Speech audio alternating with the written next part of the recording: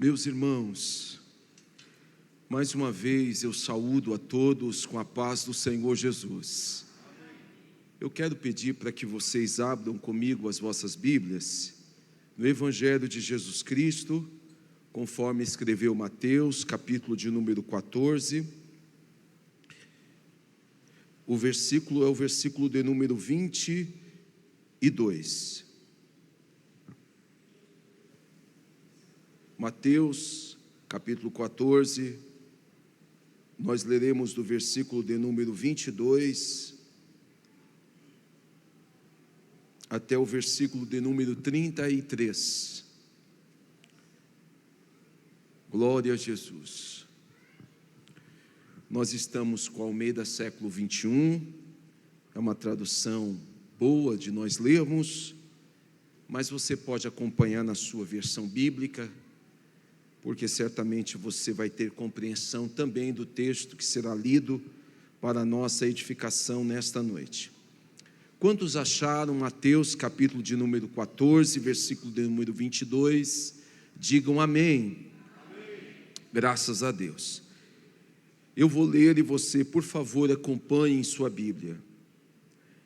Logo em seguida, ele obrigou os seus discípulos a entrar no barco e ir na frente dele para o outro lado, enquanto ele mandava as multidões para casa.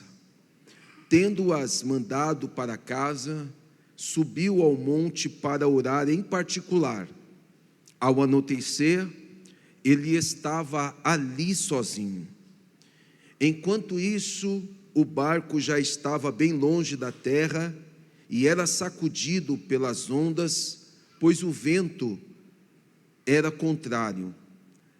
Já à alta madrugada, Jesus foi até eles andando sobre o mar. Mas ao vê-lo andando sobre o mar, os discípulos assustaram e disseram: é um fantasma, e gritaram de medo. Jesus, porém, falou-lhes imediatamente: tende coragem, sou eu, não temais. Pedro lhe respondeu: Senhor, se és tu, manda-me ir sobre as águas até onde estás. Ele lhe disse: vem. Descendo do barco e andando sobre as águas, Pedro foi ao encontro de Jesus. Mas ao perceber o vento, teve medo e, começando a afundar, gritou: Senhor, salva-me. Imediatamente Jesus estendeu a mão, segurou-o e disse-lhe: homem de pequena fé, por que duvidaste? E logo que subiram para o barco, o vento cessou. Então os que estavam no barco o adoraram, dizendo: verdadeiramente tu és o Filho de Deus. Amém? Por favor, curve a sua cabeça e vamos mais uma vez falar com o Senhor. Querido Deus, graças te damos, Senhor, por mais uma vez voltarmos a esta casa e estamos aqui diante da tua palavra, Senhor. Ela é fonte de nutriente para a nossa vida espiritual. É a tua palavra, Senhor, que nutre a nossa fé, que nos mantém de pé, que faz com que nós possamos dar cada vez mais um passo em sua direção. Pai, nesta noite, mais uma vez nós pedimos ao Senhor que fale conosco, Senhor, pois precisamos ouvir a tua voz, necessitamos ouvi-lo mais uma vez nesta noite. Pedimos que o Senhor, por graça e misericórdia, continue entre nós. É o que nós te pedimos, Senhor, em nome de Jesus. E aqueles que podem, digam amém. Tome também o seu assento, por favor. E eu gostaria de pedir para que você mantenha também a sua Bíblia aberta. Meus irmãos, como os irmãos sabem, nós estamos numa série de mensagens que nós a intitulamos como Ensina-nos a Orar. A proposta dessa série de mensagens é que nós selecionemos na Bíblia Sagrada algumas passagens, alguns episódios, aonde alguns personagens oraram e obtiveram resposta da parte de Deus, e a partir dessas orações feitas e dessas respostas concedidas, nós vamos aprendendo com essas passagens bíblicas lições que nos ensinam e que nos estimulam a orarmos ao nosso Deus. Mais uma vez, nesta noite, nós vamos observar o Evangelho de Jesus Cristo, escrito por Mateus no capítulo de número 14, aonde nós selecionamos esse texto, bastante conhecido dos irmãos, que ele tem um título, na maioria das Bíblias traduzidas na língua portuguesa, que diz que Jesus anda sobre o mar. Esse deve ser o título que a maioria das Bíblias traz com tradução da língua portuguesa para nós. Nessa passagem escrita por Mateus, ela registra essa passagem bastante conhecida, esse fato, essa experiência que Jesus realiza junto com os seus discípulos, para nos trazer também uma das lições maravilhosas da oração que Pedro faz a Jesus. Eu gostaria de mais uma vez recapitular com os irmãos, porque a passagem que Jesus anda por sobre o mar, ela é registrada pelo menos por 3 evangelistas: Mateus, naturalmente, conforme o texto lido; Marcos, capítulo de número 6, do versículo 45 em diante; João, capítulo de número 6, do versículo 16 em diante, também vão registrar esse episódio que Jesus anda por sobre o mar. Porém, só Mateus vai trazer o detalhe da experiência da oração de Pedro. Marcos não dá esse detalhe, viu, Marcos? João também não traz esse detalhe da experiência que Pedro teve particularmente com Jesus. Mateus, ele vai trazer esse detalhe, e é por isso que nós estamos escolhendo Mateus, para trazer aos nossos corações lições especiais desta oração tão curta que Pedro faz para Jesus e que recebe uma resposta tão imediata. Na ministração anterior, irmã Lídia, eu não sei se a irmã se lembra, mas nós falamos aqui que nem sempre as coisas que são curtas, são pequenas, elas têm pouco valor. Na verdade, existem coisas pequenas que têm um valor muito grande, e a oração de Pedro é uma delas. O interessante é que na ministração anterior nós estudamos, aprendemos muitas coisas do contexto que esse episódio acontece. Jesus, ele caminha sobre o mar dentro de um contexto que, para Mateus, no capítulo de número 14, ele registra pelo menos 3 fatos. Primeiro, a morte de João Batista; depois, a multiplicação de pães e peixes; e por último, ele se concentra nessa situação aonde Jesus anda por sobre o mar. Na semana anterior, nós percebemos que o contexto desta oração de Jesus é um contexto aonde Jesus demonstra para aquelas pessoas 2 coisas: primeiro, sabedoria; depois, poder. Por força do poder e da sabedoria demonstrada por Jesus, ele vive um ponto alto do seu ministério. Jesus, ele passa por um período onde que as pessoas estão tocando em seu nome, estão falando da sua fama.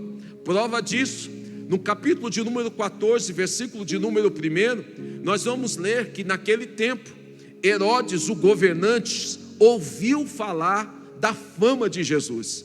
Jesus está famoso, Jesus se torna uma celebridade, uma pessoa que não poderia mais transitar sozinho. Logo, por onde Jesus passava, a multidão ou as multidões o acompanhavam. No entanto, Jesus decide transitar de um lado para o outro, com o objetivo de fugir da multidão. Jesus, embora o texto diz que ele está famoso, Jesus ele não se embebeda com a fama. Jesus ele não se envolve com a popularidade. Jesus ele não se entrega a ser conhecido, a ser uma celebridade daqueles dias. Não, pelo contrário. Jesus ele opta pelo anonimato. Jesus ele opta por estar mais a sós. É por isso que ele está transitando de um lado para o outro, navegando de um lado do lago, que é conhecido como Mar da Galileia, para um outro lado. Logo que Jesus faz essas movimentações, nós vamos perceber que, como Jesus tem o propósito de estar só, a multidão vai caminhando a pé, vai andando, vai indo em direção a Jesus, para estar aonde Jesus estava. Por quê que a multidão corria atrás de Jesus? Porque por onde Jesus passava, Jesus tinha naturalmente sabedoria e poder. Sabedoria e poder. Logo, as pessoas queriam estar aonde Jesus estava. Quando nós chegamos no versículo de número 22, no episódio que Jesus vai andar por sobre o mar, se você voltar o seu olhar para o versículo de número 22, você vai perceber que Jesus toma novamente uma decisão de enviar os seus discípulos para o outro lado do Mar da Galileia. A Bíblia diz que logo em seguida, logo depois da multiplicação dos pães e peixes, Jesus ele vai obrigar os seus discípulos a entrar no barco e ir na frente dele para o outro lado. É isso que diz o texto. Enquanto ele mandava as multidões para casa. Observe isso, Moisés. Mais uma vez, Jesus não está muito satisfeito com aquela multidão. Jesus está querendo que as pessoas vão para casa. Existe uma razão, e João me explica isso no capítulo de número 6 do Evangelho, porque com a notoriedade, com o milagre da multiplicação de pães e peixes, a multidão já estava, irmão Misael, querendo aclamar Jesus como líder deles, como governante deles. As pessoas já estavam querendo colocar Jesus numa posição que Jesus nunca quis ocupar. Jesus nunca pensou na autoridade da terra. Jesus nunca se preocupou com o governo da terra. Jesus nunca teve como prioridade o reino deste mundo. Pelo contrário, a proposta de Jesus sempre foi as coisas dos céus, sempre foi as coisas celestiais. O reino dele não era deste mundo. Logo, quando ele percebe que a multidão está querendo aclamá-lo como líder, Jesus, mais uma vez, ele está pensando dispensar a multidão. Ele dispensa a multidão, ele manda a multidão para casa, e ao mesmo tempo ele obriga os seus discípulos a ir na frente para o outro lado do Mar da Galileia. Eu quero chamar a atenção de vocês mais uma vez, porque essa passagem bíblica, ela vai trazer esse destaque que é muito importante. Deixa eu dizer uma coisa para vocês. Até mesmo na vida de Jesus, até mesmo no ministério de Jesus, até mesmo nas relações que Jesus tinha com os seus discípulos, existia um momento que gerava um certo estresse. Aqui nesse texto, pastor Alexandre, é um desses exemplos que não acontecia sempre, mas aconteceu no ministério de Jesus. Jesus, quando pede para os discípulos ir na frente, irmão Marcos, Jesus não pede e simplesmente faz um pedido para eles. Dá para perceber pelo texto, irmã Simei, que há uma resistência dos discípulos. Os discípulos não queriam deixar aquele lado. Os discípulos não queriam entrar no barco. Os discípulos não queriam fazer aquela travessia. E nesse momento, irmão Koji, há um verbo aqui que dá a ideia de que Jesus obrigou, mandou. Não foi uma opção, não foi um convite. Dá para perceber que havia uma resistência dos discípulos a não aceitarem ir para o outro lado. A ideia do verbo aqui, irmão Jocelino, é que Jesus forçou eles. É meio que tem uma tradução desse verbo que ele pode ser usado como chegou até a empurrar os discípulos para dentro do barco. Então dá a entender aqui, irmã Dima, que eles não queriam ir. E meio que gerou uma situação que Jesus meio que empurrou eles, obrigou eles. Aí dá para a gente perceber que até mesmo no ministério de Jesus aconteceu coisas que os seus liderados teve que fazer coisas que eles não queriam fazer. Então, se isso aconteceu com Jesus, pode acontecer na sua casa. Eu tenho certeza que talvez alguns adolescentes assumiram papéis hoje em casa que não queriam. Por exemplo, tinha alguns aqui que queriam ficar mais tempo na cama, mas a mãe ou o pai disse assim: levanta e tem que ser agora. Talvez lá deve ter tido alguma ocorrência. Eu não sei se a mamãe ou o papai jogou água na cama. Acho que essas coisas não acontecem mais hoje, né? Mas tem umas irmãs ali que talvez já viveram isso. Quantos aqui foram acordados com água? Deixa eu ver. Olha, levanta a mão que eu quero ver. Olha ali, 1, 2. Que bênção. Quantos aqui já foram acordados com chacoalhão de manhã assim? Levanta da cama agora. Quantos aqui levantam a mão? Tem alguns que não levantam de vergonha, mas os adolescentes, a grande maioria. Vocês dão sorte que hoje os pais não jogam água na cama, mas tinha uma época que os pais jogavam água na cama. Jogava ou não jogava, irmão Gerson? Se a pessoa não levantava, sabe aquele javô? Quantos aqui já ouviram javô? O javô. Ô irmão, pensa que um negócio que irrita os pais é o javô, né? E aí os pais precisam dizer assim: gente, mas já vai quando? Que javô é esse? Né? Javô deve ser algum termo japonês. Tem alguma coisa para traduzir javô? Tem alguma coisa? Deve ser algum termo em japonês, javô. Mas tem uma coisa que brota aqui dentro da gente, quando a gente ouve javô, que dá uma vontade danada da gente pegar uma caneca de água e jogar na cama e dizer assim: levanta agora, em nome de Jesus Cristo. Quem já sentiu essa vontade santa? Deixa eu ver. Ali, ó, já tem uma. Levantaram assim umas 5 vezes. Umas 5 mãos assim para o alto. Então, essa relação de fazer as coisas sem vontade aconteceu, inclusive no ministério de Jesus.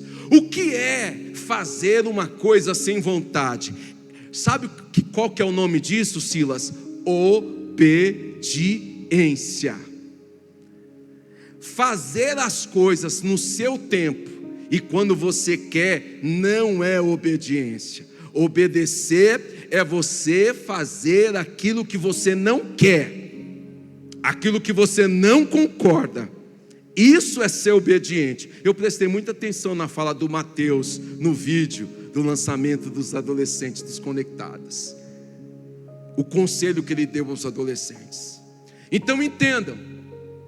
Jesus obrigou, Jesus insistiu, Jesus não fez um convite para que eles tomassem o barco e fossem para o outro lado.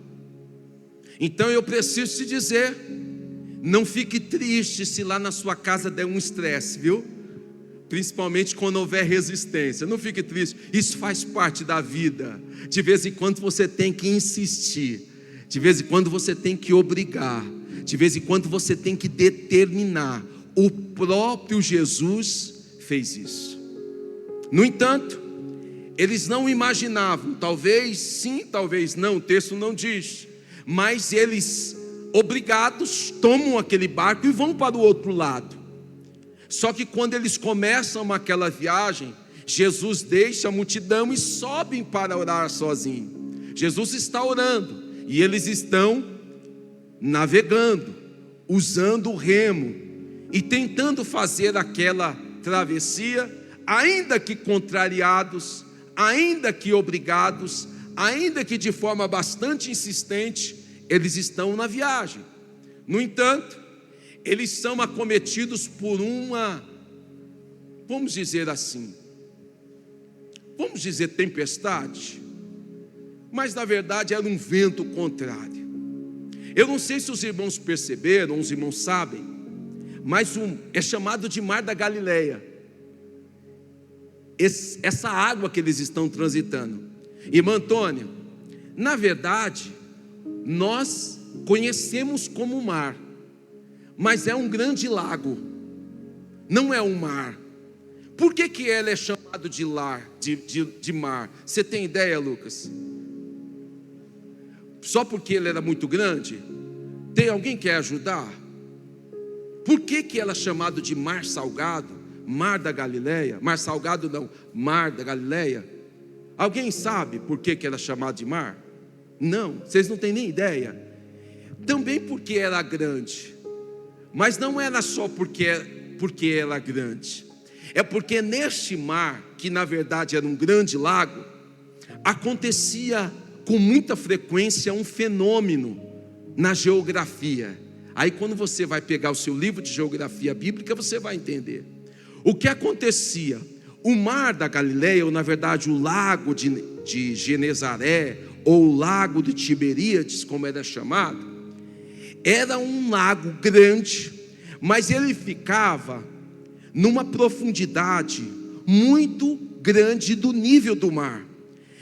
Ficava a 200 metros de profundidade do nível do mar.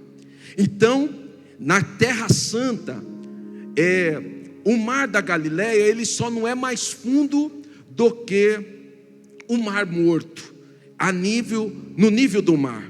Mas o Mar Morto está em torno de 500 metros abaixo do nível do mar, mas o mar da Galileia está a 200 metros do nível do mar. E o que acontece nessa região?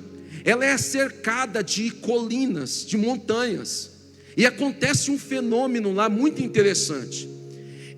Durante o dia, a região da Terra Santa tem um calor muito intenso. Então, em cima, sobre a água, vai acumular correntes de ar quente. E essa corrente de ar quente que está acima do mar da Galileia é por causa da alta temperatura. Só que o mar da Galileia, ele fica numa região muito baixa, no nível do mar. E essas colinas, elas mandam uma corrente de ar muito fria ao entardecer à noite. Então é muito comum que à noite aconteça um fenômeno, especialmente no inverno, que é esse choque do ar frio que vem da colina com o ar quente que sobe do mar da Galileia, que acumulou durante o dia. Então imagina o que não vai acontecer: esse ar quente subindo, tendo contato com esse ar frio. O que vai produzir no clima? Vai produzir ventos, vai produzir conflitos desse ar quente com esse ar frio, que é um fenômeno que não há necessidade de eu dizer aqui qual que é, mas esse conflito de ar quente com ar frio vai produzir ventanias, mas um vento muito forte. Entendam isso. Esse choque de ar quente com ar frio vai produzir uma alteração no clima e vai produzir muitos ventos. E esses ventos, Moisés, ele vai chegar e vai mobilizar as águas, vai movimentar as águas. Por isso que ele é chamado de Mar da Galileia, porque essas águas, naturalmente, elas se movimentam como um mar, mesmo sendo uma grande lagoa. Entenderam o que eu estou dizendo? Imagine se acontecesse isso aqui em Nova Ponte. Se Nova Ponte fosse tão baixo a nível do mar, e viesse um calor muito forte, e depois a altura mandasse ar muito frio, naturalmente a região de Nova Ponte iria chover constantemente. Esse ar frio que desce do norte da Palestina, ele é tão forte que ele mobiliza, ele cria, ele forma essa lagoa no Mar da Galileia, ele deságua no Rio Jordão e ele morre lá no Mar Morto. E lá ele não tem saída, é por isso que é chamado de Mar Morto. Mas eu não vim aqui para dar aula de geografia, eu vim aqui só para explicar para vocês que talvez uma das razões pelas quais os discípulos não queriam atravessar é porque eles estavam numa situação confortável. Eles conheciam do clima, eles sabiam que estava previsto, porque uma grande tempestade, ela não acontece de uma hora para outra. Eu não sei se vocês observam, quando está para chover aqui, a gente vem vindo de Uberlândia, a gente percebe naturalmente que vai formando uma nuvem escura, vai vindo algo daquela região de Iraí, de Patos de Minas, e a gente sabe, se você está aqui na região alta de Nova Ponte, você olha aqui para a esquerda, você percebe que vai chover, e vai chover muito forte. Então talvez os discípulos estavam prevendo, mas o problema é que não era o vento já poderia trazer um problema, porque o vento iria movimentar as águas, o vento iria açoitar o barco, mas o problema desse dia é que o vento era contrário.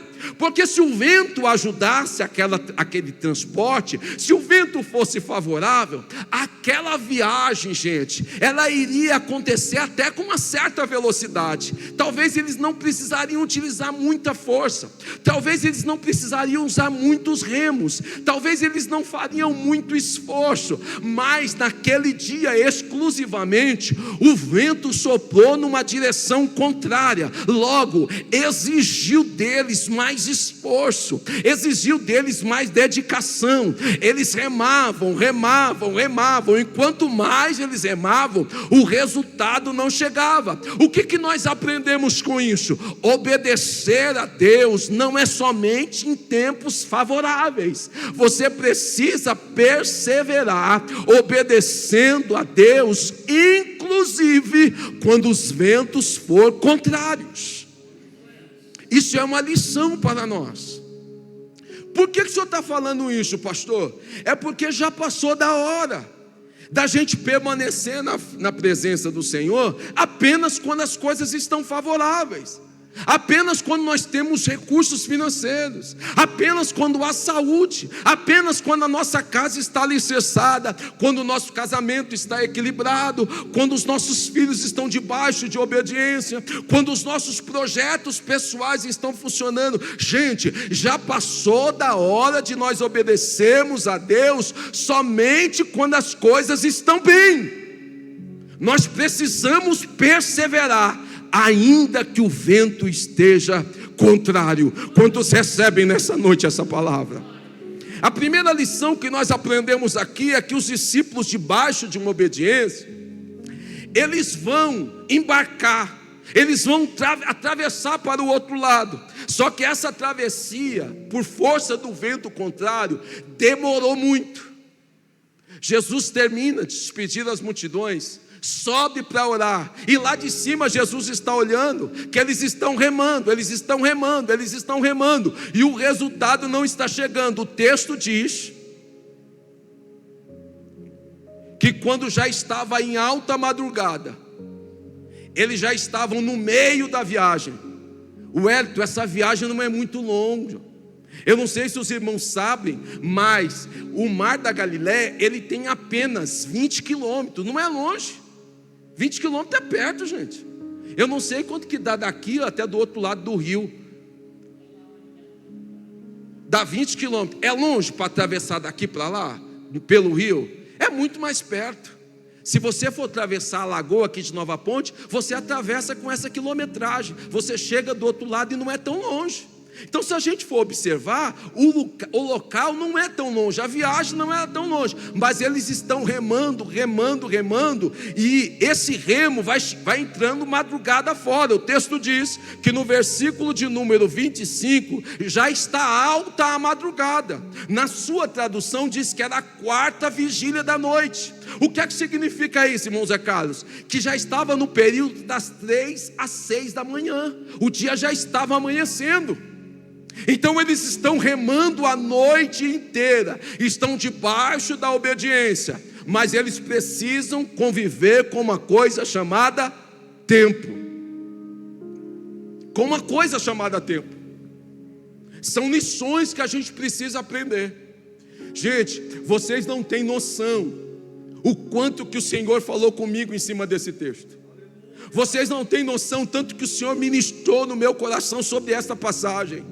O Senhor disse para mim, e eu tenho certeza que Ele vai falar com pessoas aqui, que certamente estão questionando as ordens divinas, estão questionando o método divino, estão questionando a direção divina, estão questionando o tempo divino. O Senhor me traz aqui nessa noite para dizer para você, você precisa permanecer debaixo da vontade de Deus. A garantia que você vai chegar do outro lado é se você obedecer a voz de Jesus.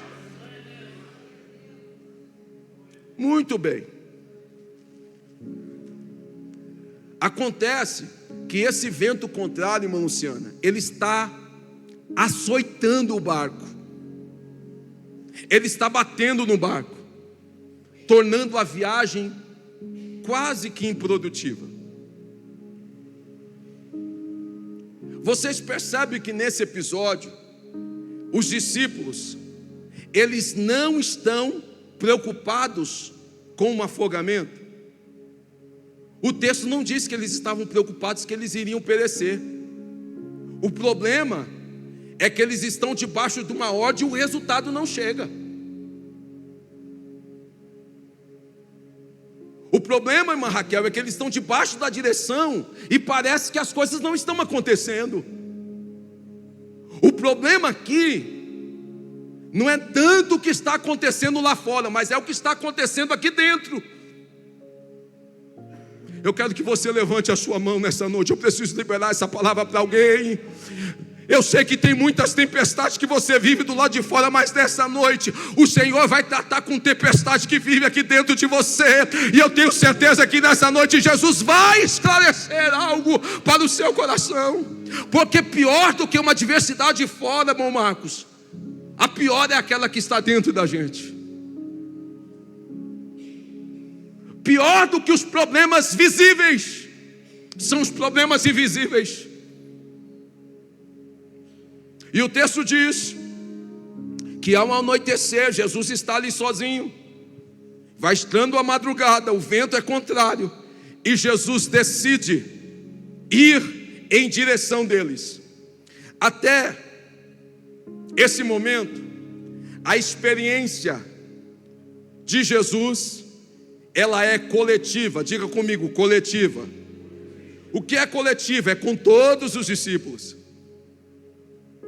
Jesus está vendo eles, Jesus está observando eles, eles estão observando Jesus.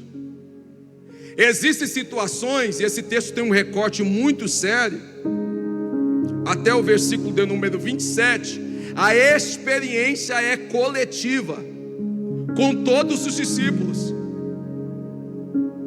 e Jesus deixa muito claro. Ele vem andando por sobre as águas, e quando eles avistam Jesus, eles veem uma pessoa andando por sobre as águas. Sarinha, Jesus está quebrando duas regras. Primeira, da física, lógico. Jesus está quebrando a regra da força da gravidade. Força da gravidade é física, não é? É? Cadê os estudantes de plantão? É ou não é, gente? É, não é? A força da gravidade. Até porque nenhum corpo se sustenta numa atmosfera física ou líquida. Jesus está quebrando a lei da gravidade. Mas para além da lei da gravidade, Jesus também está quebrando a lei do movimento. Por quê? Porque o vento é contrário, gente. O vento é contrário. Os discípulos anteciparam a viagem aproximadamente 12 horas. O que está acontecendo nesse texto não é algo comum. Jesus manda eles irem na frente. Jesus despede a multidão. Jesus sobe ao monte para orar. Fica de lá de cima observando. A noite entra, a noite passa, a madrugada chega, e nada dos discípulos atravessarem. E o detalhe é que Jesus vem andando por sobre as águas, e Jesus vem quebrando a força da gravidade, porque ele está andando em uma atmosfera líquida. E para além disso, Jesus sai com 12 horas de atraso e está passando adiante. O mesmo vento contrário para os discípulos, para Jesus é favorável, gente. Eu quero que você entenda isso. O que às vezes é desconfortável para você é um agir de Deus na sua vida, na sua família. O que às vezes é contrário, é adversidade, é Jesus nos lapidando. Eu quero liberar uma palavra para alguém aqui nessa noite. Por favor, entenda que Jesus tem, o nosso Deus tem o seu caminho na tormenta, na adversidade. Muitas vezes Ele quer nos honrar, Ele quer nos abençoar, Ele quer fortalecer a nossa fé, e nós não entendemos. A festa da palavra é para esse alimento, gente. Jesus quebra a força da gravidade, mas também quebra a força do movimento. O vento era contrário. Tinham pelo menos 10 ou 12 homens remando, com 12 horas na frente, gente. E Jesus simplesmente, Ele não disse que Jesus estava correndo, Ele disse que Jesus estava andando, porque Jesus não precisa correr, gente. Jesus chega na hora certa, no momento certo, e faz da forma certa. Oh, aleluia! Bendito seja o nome do Senhor. Eles pensam que Jesus é um fantasma. Isso está no versículo de número 26. E quando eles avistam Jesus e pensam que Jesus é um fantasma, qual que é a reação deles? Qual que é, gente? Medo. E como é que eles manifestam o medo? Gritando. Quem aqui quando sente medo grita? Deixa eu ver. A Marielle eu sei que grita. Levanta a mão, deixa eu ver. Quem sente medo grita. Quem sente medo aqui taca as coisas. Taca o que tiver na mão. Aí tem umas irmãs que são mais violentas. Fica longe delas. O medo produz inúmeras reações. Mas deixa eu dizer uma coisa. Eu fui pesquisar esse termo medo na língua grega. É phobel, que vem de fobia. Esse medo aqui não é um medo comum. A fobia é um estágio avançado do medo, que dá toda uma descompensação no organismo. Quando a pessoa tem fobia, você não imagina como ela vai reagir. Porque às vezes tem um medo comum, gente, mas pode avançar para um pânico, e pode chegar numa fobia. Vocês sabiam disso, que tem estágio do medo? Sabia, irmão Antônio? Sabia não, né? Senhor? A pessoa pode reagir de qualquer forma. Tem gente que por força do medo desmaia, perde o sentido. Então não adianta insistir. O medo é uma característica muito particular. Só que na experiência dos discípulos, todos estavam com medo.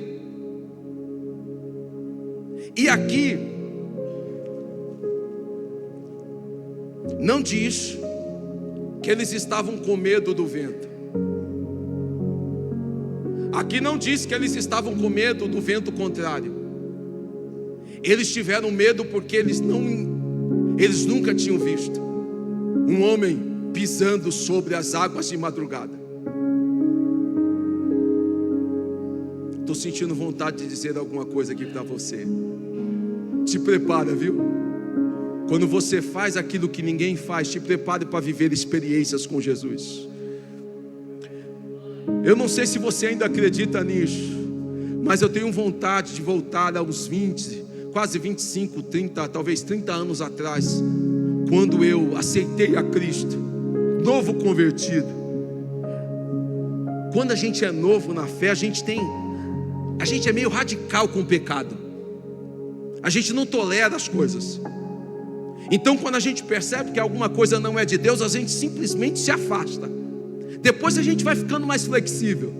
Depois a gente vai ficando mais tolerante. Depois a gente vai aceitando uma piadinha aqui, outra ali, uma mídia, um vídeo, uma chacota com as coisas de Deus. uma imagem aqui de uma mulher seminua, uma piadinha com o pastor. Depois a gente vai relaxando. Mas no início da minha fé era diferente. Só que eu tinha uma coisa: a experiência com Deus também era outra. Eu não sei se você lembra. Você era radical com as coisas do mal. Você não aceitava ficar perto do pecado. Você simplesmente não queria se contaminar em hipótese alguma. O índice do temor era muito alto. Consequência: relacionamento com Deus alto, intimidade com o Espírito Santo alto, revelações do alto. Tudo era diferenciado na sua vida. Eu não sei se você se lembra disso. Revelações, sonhos, coisas que Deus lhe mostrava pelas madrugadas. Você desfrutava de um relacionamento com Deus, porque você estava debaixo de obediência. Quando a gente vive debaixo de obediência, irmãos, não tem jeito. O Senhor se manifesta de forma sobrenatural para as nossas vidas. Há uma experiência única na vida dos discípulos. E essa experiência se dá quando eles vão fazer uma viagem contra a vontade. Há mais confiança. Você sabe disso. Logo, os discípulos veem Jesus, não entendem que é Jesus, e eles gritam com medo: é um fantasma. Por quê? Uma pessoa natural, um homem comum, jamais poderia viver essa experiência. No entanto, amados, quando eles gritam de medo, gritam de medo, eu estou falando todos. Enquanto eles gritam de medo, Jesus responde para eles imediatamente. Eu não sei como é que está na tradução de vocês. Na Almeida Revista Corrigida, no versículo de número 27, quando Jesus responde aos discípulos, na Almeida Revista Atualizada, eu não sei como é que está aí, no versículo de número 27, aqui diz que Jesus, porém, lhes falou logo. Na minha tradução diz que ele falou imediatamente. Quando eles gritam, quando eles entendem que é um fantasma, automaticamente Jesus responde para eles: tenha coragem, tenha coragem, tenha bom ânimo, sou eu, não tenha medo. Jesus se manifesta para eles dizendo: não é um fantasma, sou eu. Jesus se manifesta para eles dizendo: não precisa vocês ter medo, eu quero que vocês tenham coragem. Por que coragem, pastor? Porque se não tiver coragem, vai abrir espaço para dúvida. Se não tiver coragem, vai abrir espaço para a incredulidade. Se não tiver coragem, vai abrir espaço para duvidar das promessas de Deus. Então eu quero que nessa noite você receba da parte do Senhor coragem, determinação, ousadia. Te prepare, porque as pessoas vão confundir isso. As pessoas vão achar que você é arrogante porque você tem coragem. As pessoas vão dizer que você é autoconfiante porque você tem coragem. Não, a coragem vinda da parte de Deus é diferente. Você acredita que se o Senhor estiver com você, ainda que o vento seja contrário, ainda que tenha algo que você venha e não entenda, mas você está confiante que Jesus está no controle. Você está debaixo da ordem do Senhor.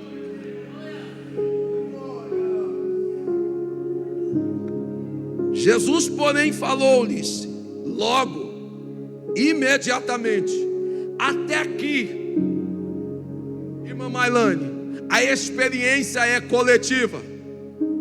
Até aqui a experiência é com todos. Até aqui tem muitas pessoas envolvidas no processo. Mas naquela embarcação estava Pedro, e Mateus decide registrar que Pedro está ali. E o versículo de número 28 diz que Pedro, quando ele ouve que é o Senhor, quando ele diz assim, quando Pedro ouve que não era para eles ter medo, mas era para eles ter coragem, Pedro se manifesta e diz assim: Senhor, se és tu, manda-me ir sobre as águas até onde estás. Pedro ousa fazer isso. E aí tem muita gente que, pelo fato de Pedro ter afundado, muita gente critica o apóstolo Pedro por isso. Mas eu tenho certeza que talvez fosse, se Jesus estivesse aqui falando com esta igreja, talvez a gente teria pelo menos uns 2 ou 3 Pedros. O restante não ia ter coragem de pisar na água. Mas Pedro propõe o desafio. Pedro se posiciona. Pedro se manifesta. Pedro aparece diante do contexto e diz assim para o Senhor: Senhor, se és o Senhor mesmo, se é o Senhor que está vindo em nossa direção, eu não quero que o Senhor venha, eu quero ir. Eu não quero que o Senhor faça nada, eu quero ir. Você não vê Pedro pedindo para acalmar o vento. Você não vê Pedro pedindo para acalmar a tempestade. Você não vê Pedro pedindo para o Senhor mudar a direção do vento, não. Pedro diz assim para o Senhor: se for o Senhor, manda que eu vá e ter contigo, andando por sobre as águas. Eu anotei aqui, nas minhas anotações, que todos nós, sem exceção, já vivemos experiências como Pedro. Ousadia, coragem, sim ou não? Tem época da nossa vida que a gente está ousado demais, cheio de coragem, cheio de determinação. E essa primeira fase da experiência de Pedro é essa: cheio de coragem, cheio de determinação. Ele propõe ao Senhor: Senhor, se for o Senhor mesmo, manda-me ir. E a Bíblia Sagrada diz que no versículo de número 29, o Senhor Jesus responde para ele: vem. E ele desce do barco e vai ao encontro de Jesus, andando por sobre as águas. Parece uma experiência marcante, parece uma experiência única. Mas quando eu lia esse texto, eu entendia que na vida de todos nós tem uma primeira fase de Pedro, aonde nós estamos cheios de ousadias, cheios de fé. Porque é triste uma pessoa com medo. O medo paralisa, o medo desanima as pessoas. É por isso que o Senhor Jesus diz: tenha de bom ânimo, tenha coragem, porque o medo atrapalha a movimentação da pessoa, dá um distúrbio na vida da pessoa, que ela perde o sentido. O medo paralisa, o medo faz com que os movimentos da pessoa fiquem completamente desgovernados. Mas Pedro aqui está vivendo uma experiência diferente. Ele propõe ao Senhor, e o Senhor diz: vem. A partir do versículo de número 28, já não é mais uma experiência coletiva, agora já é uma experiência individual.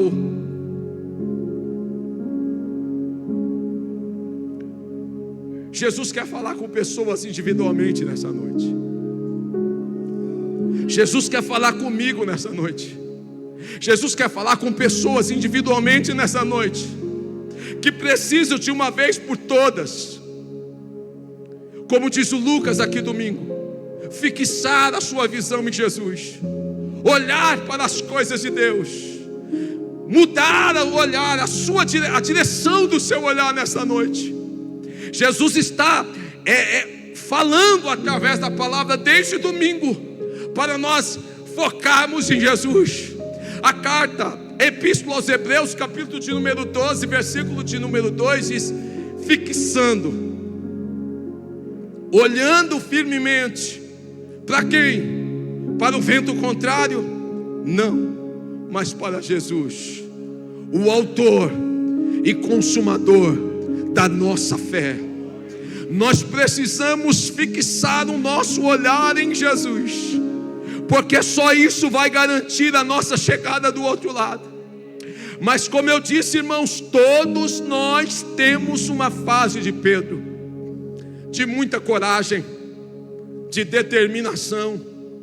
Sabe quando você está cheio de Deus, o desemprego não é uma ameaça. Não é. Sabia disso? O comércio fecha do lado, mas você não se sente ameaçado. Hoje eu passei conversando com uma pessoa e eu falei assim: o que é que você está pensando em montar aqui? Eu falou: não, me entregaram um imóvel, a pessoa que estava trabalhando aqui fechou o seu comércio. Quem sabe você está vivendo essa fase, mas mesmo que o vento esteja batendo o contrário, mas você tem Jesus, e se você olhar para Jesus, as coisas vão estar acontecendo do teu lado, mas você não vai ter medo, você não vai perder noites de sono, você não vai ter aceleração no seu coração, você não vai ficar ansioso, ansiosa, por quê? Porque você sabe que você tem crido, você sabe que o Deus que abre, Ele também fecha, e o Deus que fecha, Ele abre, e Ele sabe, você está debaixo de uma promessa. Essa porta foi Deus que abriu, essa ideia foi Deus que lhe deu, esse projeto foi o Senhor que te entregou, então isso só vai fechar o dia que o Senhor quiser. Receba essa palavra nesta noite, em nome de Jesus. Estou sentindo graça para dizer isso nessa noite. As coisas estão acontecendo do nosso lado, mas nós estamos firmes. Pastor, mas é sempre assim? Não.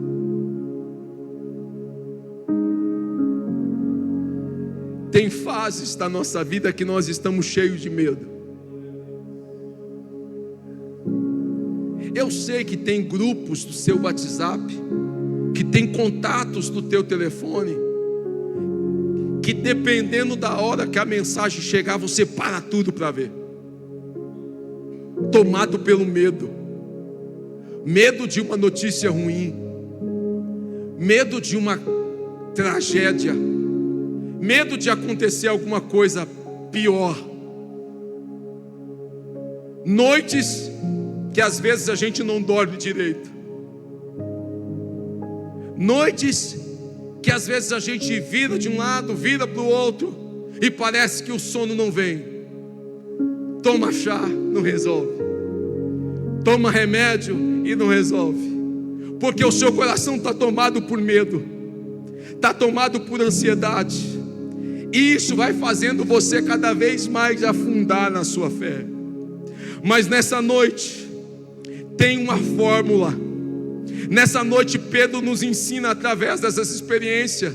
É por isso que eu digo, na nossa vida, na nossa história, tem sempre uma fase de Pedro, uma fase que você está cheio de coragem, uma fase que você está cheio de fé, mas existe um momento que você começa a desviar o seu olhar para as preocupações da vida, para a economia, para possíveis tragédias que podem acontecer, e você vai tirando os olhos de Jesus e vai olhando, e o texto diz que Pedro fez dessa forma.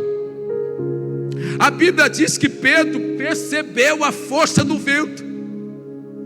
Eu acho interessante a minha tradução, que diz que Pedro percebeu. No início, se ele tivesse percebido, talvez ele nem desceria do barco. Mas tem fase que nós não percebemos. Mas tem fase que o vento parece que está soprando tão forte, contrário, que a sua vida fica cheia de medos, cheias de ansiedade. E o Senhor fala comigo nessa noite, o Senhor fala com você nessa noite: mude o posicionamento do seu olhar, para você conseguir chegar do outro lado. O texto é bem claro, versículo de número 30, que a fase de coragem vai passando, que o tempo de determinação vai passando. Mas Pedro, a Bíblia diz que ao perceber o vento, no versículo de número 30, ele teve medo. Agora já não é mais medo de Jesus, agora já é medo da circunstância, agora já é medo de uma fatalidade, fobia. E um medo tão intenso para um homem preparado como Pedro era, conhecedor de navegações, conhecedor de pescaria. Talvez aquele trajeto fosse um trajeto comum para Pedro, sair de um lado para outro. Mas a Bíblia diz que ao perceber o vento, esse verbo aqui, perceber o vento, é que ele fixou o olhar. Ele olhou para aquela situação, e quando ele olha para aquele vento, o texto diz que ele começa a afundar.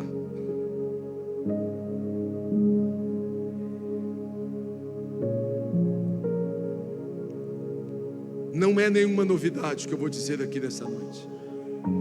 Não é. Você já ouviu isso inúmeras vezes. Mas o Senhor prepara essa mensagem para dizer assim: tem uma fórmula, tem uma saída. E agora, qual que é a saída? Gritar. Mas gritar na direção certa. Gritar para a pessoa certa. Clamar na direção certa. Fixar o nosso olhar na direção certa. Esses dias atrás eu chamei a minha família e disse para eles: nós vamos prosseguir confiando no Senhor. Foi ou não foi, Rutinha? Foi ou não foi, Mel? Eu disse para a minha família: nós vamos colocar a nossa confiança no Senhor. Sabe por quê, irmãos? Porque quem te chamou foi o Senhor. Quem te chamou, quem determinou que você fizesse a travessia foi o Senhor. Quem mandou você caminhar foi o Senhor. Quem disse vem foi o Senhor. E o vem não é um convite, o vem é uma ordem. Se o Senhor determinou, descanse, porque se o Senhor determinou, Ele vai cuidar de você, Ele vai cuidar da sua vida, Ele vai cuidar da sua família, Ele vai te sustentar na sua presença. Eu vim aqui pregar nessa noite também para um grupo que está com medo.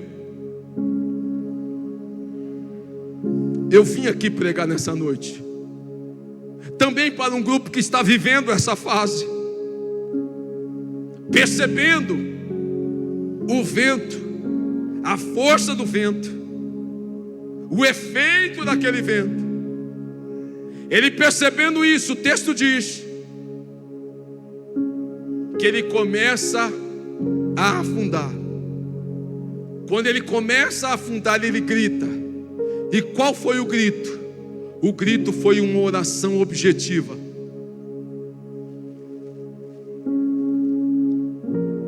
Específica. Curta.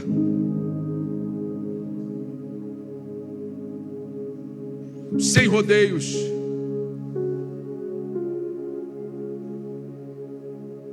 Ou você pensou que o Senhor não ouve esse tipo de oração? Ouve, Ricardo.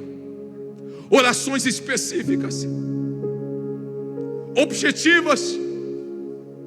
Quando você clama, quando você grita por Jesus, Danildo, não precisa você escolher palavras, porque Ele está de olho, é na nossa verdadeira situação. O Senhor não está a par das experiências que nós estamos vivendo, não, senhores. Mas o texto diz que ele grita: Senhor, salva-me. Eu já vi muita gente falando: como é que Pedro pede para o Senhor salvar se Pedro sabia nadar? Qual que é o desespero de Pedro? Para mim não interessa. Para mim o que interessa é que Pedro está orando, e de uma forma bastante objetiva, rápida, objetiva, certeira, apontando a verdadeira causa, buscando a verdadeira solução. Deixa eu dizer uma coisa para você: não precisa fazer rodeios. Com Jesus você pode ser direta. Com Jesus você pode ser objetiva. Quando você estiver com medo, diga: Senhor, eu estou com medo. Quando você estiver preocupada, diga: Senhor, eu estou preocupada. Quando você estiver aflito, você diz: Senhor, eu estou aflito. Quando você perceber que a sua fé está se esvaindo, Senhor, eu estou perdendo a minha fé, eu estou fraco espiritualmente, mas pelo amor de Deus, abra o seu coração nesta noite e grite para Jesus dizendo: Senhor, socorre-me, eu não quero afundar nessa situação. Ora é fácil ir queimes. Fique de pé, por favor. Fique de pé, por favor. Orei, faz suída queimes. Ele grita para Jesus: Senhor, salva-me. Quando ele grita, mais uma vez, projete por favor o versículo de número 31. O texto diz que Jesus deixou ele sofrer mais um pouquinho. Deixou ele gritar mais um pouquinho. Imediatamente.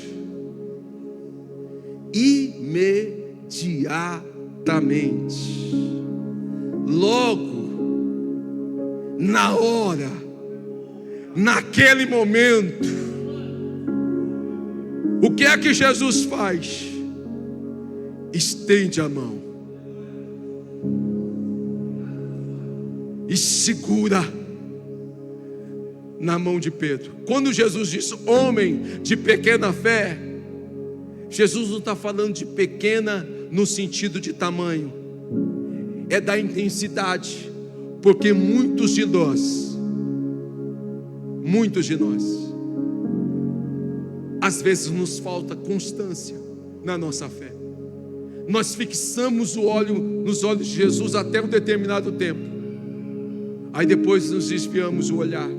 É por isso que Jesus disse para Pedro: homem de pequena fé, de curta fé, por que duvidaste? Nessa noite eu quero orar por você. Quando Jesus estendeu as suas mãos, vem cá, Emerson, adorar a Jesus. Enquanto os irmãos da mídia vão preparando o playback,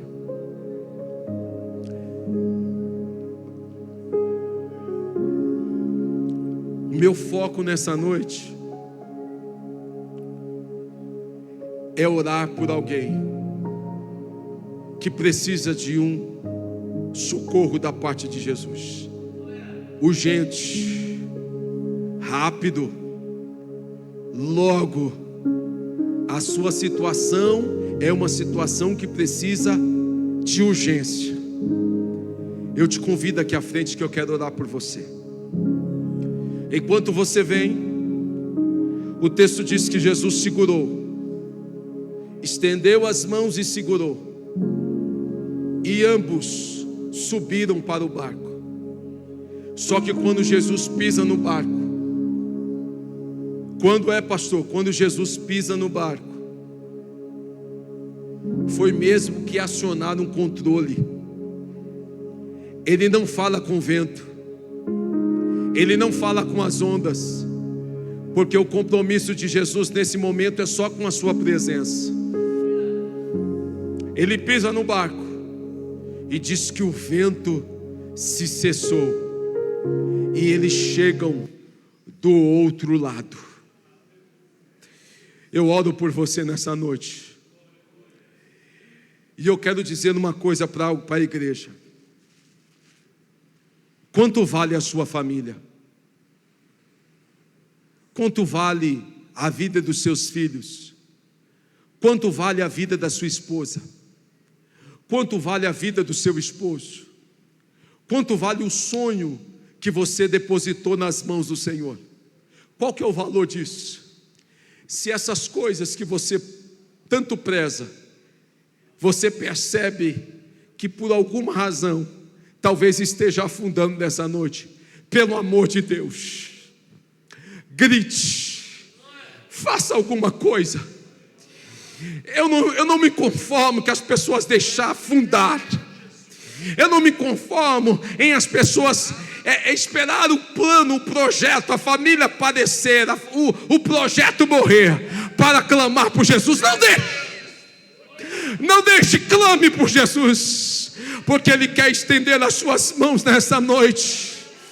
Ele quer estender as suas mãos para te segurar nessa noite e dizer para você: filha, filho, eu não vou deixar você afundar, eu não vou deixar você perecer, eu não vou deixar você morrer na fé. Pelo contrário, eu vou te levantar nesta noite, porque eu dei a ordem para você vir, eu dei a ordem para você caminhar, eu dei a ordem para você atravessar, e por isso eu vou te sustentar na minha presença. Assim diz o Senhor para você nessa noite. Canta, Emerson. Eu quero que você sinta o abraço do Senhor, porque Jesus está estendendo as suas mãos nessa noite. Ele está mudando o quadro da sua vida nessa noite. Eu profetizo isso em nome de Jesus. Você vai voltar a dormir tranquila, você vai voltar a sorrir novamente. As preocupações que tocam o seu coração, na autoridade que há no nome de Jesus, ele está caindo por terra. Aleluia.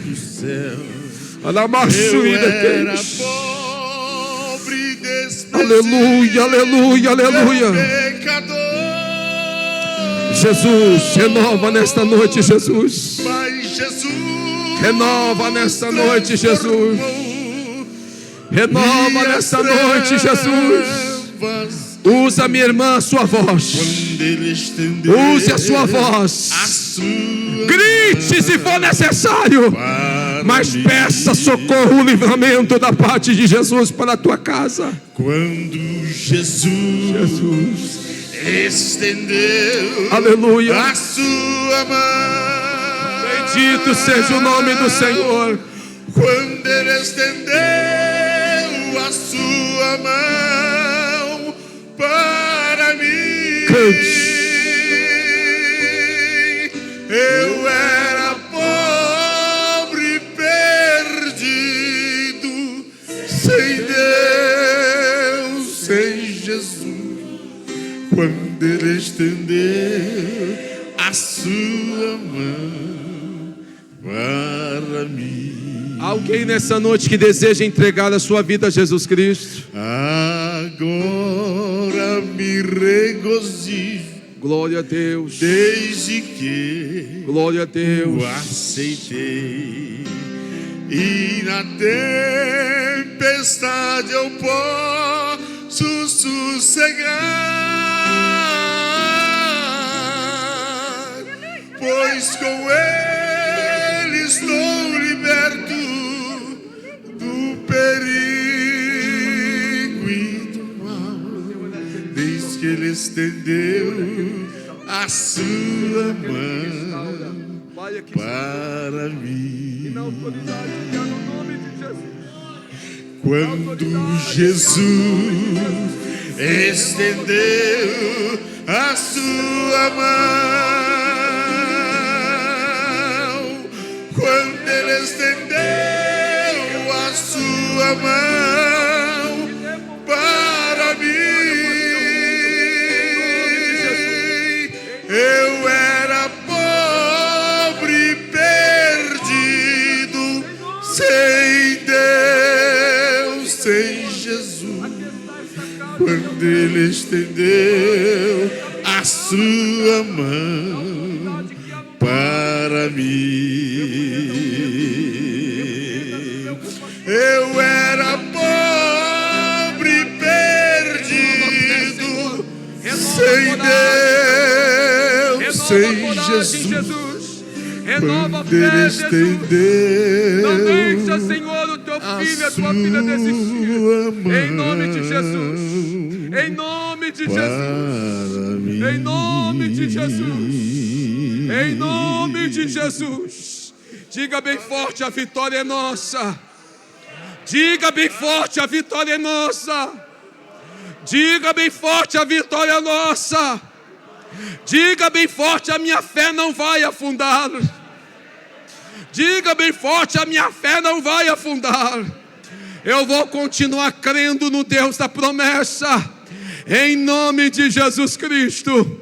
Digam todos após mim que o grande amor de Deus, a graça do Senhor Jesus Cristo, a comunhão com o Espírito Santo, permaneçam sobre a minha vida, sobre a minha família e sobre todo o povo de Deus. E todos digam juntos, amém. Que Deus em Cristo abençoe a todos, em nome de Jesus. Meus irmãos, só um aviso.